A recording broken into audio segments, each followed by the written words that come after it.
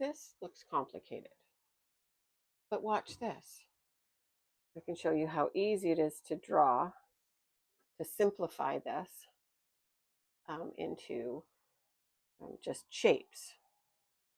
Now, I'm going to start with the apple because it's behind the pear.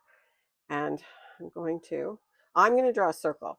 I'm also going to show you how you can draw it in a square if you can't draw a circle. If you feel that circles are difficult, what I suggest is just going to a new page and just practicing circles. So just take your pencil, don't touch the paper yet, and just go.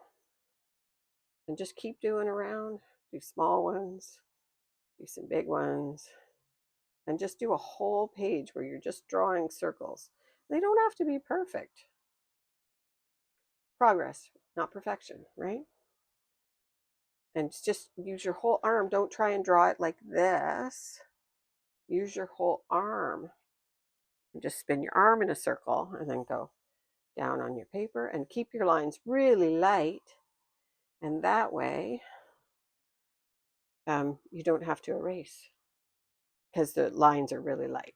Okay, so let's start. So that's how I draw a circle, is just spin and draw a circle. So, but if you need to draw a square, say you want your apple this big. Okay, first thing we'll do is draw a line down the center and a line across the center here. So I've got basically a square. If I bring those lines up and down, I've got a square. This apple is pretty much a circle. Comes down a little bit narrow at the bottom, but basically it's a square. So I'm going to just shave off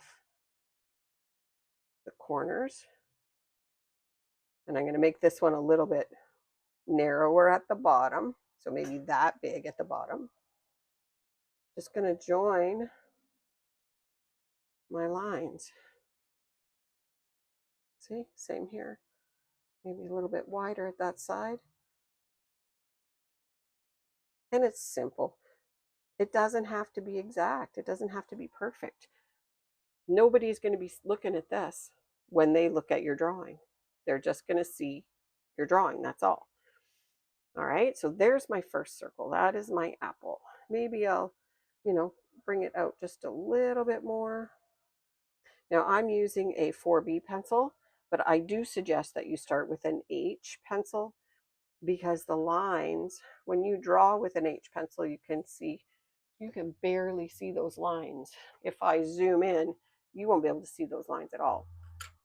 So then I can come in over with a softer pencil and make my lines a little darker. Next, I'm going to draw my pear. So my pear comes over the bottom of my apple a little bit. So I'm going to draw that first circle. There we go. I'm going to draw a small, so one big circle and one small circle. And maybe or maybe not, it might come over that, maybe not. Now I'm going to do what they call contour lines. I'm going to join this up with contour lines. So contour lines are things that follow the outside, lines that follow the outside of your object. So there we go. There's one contour line, and here's my second contour line. Now, I just barely came over my apple. So what I'm going to do is I'm going to adjust my apple a little bit so that it comes behind my pear. I've got my pear, my apple. I have my little stem.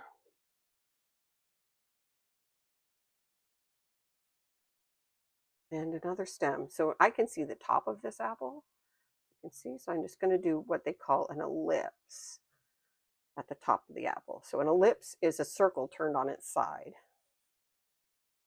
That would be like the top of a cup or something like that. All right, so there's my top of my apple. And then my little stem, My stem has a little triangle on the top. If you see little, there we go. There's my stem. Simple drawing. And if I'm going to watercolor it, I'm going to take all these lines out. This is what you call a gum eraser. It's nice and soft and it will not damage your paper. And that's what you'll use if you're sketching on right directly on your watercolor paper. I don't suggest that you use any other kind of eraser on your watercolor paper because it will damage your paper. All right, that's it. Simplifying your fruit. If you enjoyed this video, don't forget to like and subscribe.